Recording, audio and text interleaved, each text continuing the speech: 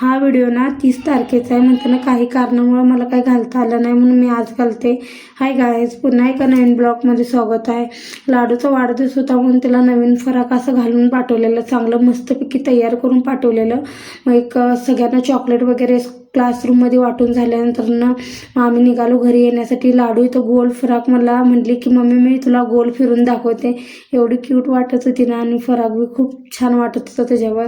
त्याच्यानंतर ती मला म्हणाली ना, शाळेत मला माझ्या फ्रेंडनं मला रबर दिलं, कोण शॉर्पनर दिलं, कोण पेन्सिल दिलं, एकानं त्याला कार्ड दिलं. तर ती सांगत होती, मी म्हणलं एवढी छोटी छोटी मुलं बी एकमेकाला गिफ्ट देतात.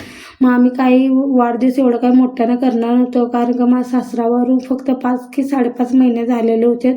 नंतर आम्हीही विचार केलेला छोटासा केक आणायचा आणि फक्त कापायचं, काही मोठ्यानं करायचं नाही. पुढच्या वर्षी बघू. नाही तर प्रत्येक वर्षी लाडूचा वाढदिवस एवढं मोठ्यानं होतोय.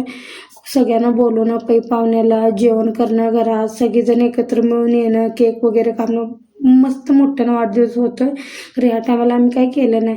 म्हटलं तेवढाच केक वगैरे आणूया, कापूया. म्हटलं बाद झालं. म्हणून मम्मी पप्पा आणि मी आणि माझे हस्बंड आणि बाकीचे घरातले म्हणजे ताई वगैरेंना बोलवलं. आणि लाडूची जी मैत्रीण आहे खास निधी, तिला बोलवलेलं.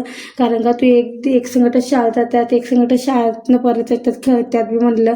तिला बोलवलेलं निधीला, चिकूला.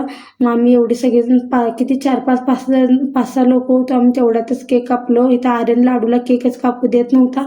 खुर्चीवर असं बसलेला की तिला जाऊ, मग ते रडत होता. मग त्याच्यानंतर पोरं वगैरे झोपल्यानंतर ना आम्ही थोडं टेनिस वगैरे खेळायला गेलो बाहेर. म्हटलं थोडं एन्जॉय केलं आम्ही, खेळलं वगैरे. ह्या दोघं एवढे छान खेळत होते. जसं मी व्हिडिओ करायला गेले तसं हे दोघं खेळायलाच येण झालं. या दोघांना काय झालं काय मग त्याच्यानंतर आजचा दिवस असं गेला. आजच्या दिवशी एवढंच होतं. चला तर बाय, पुढच्या ब्लॉगमध्ये भेटू.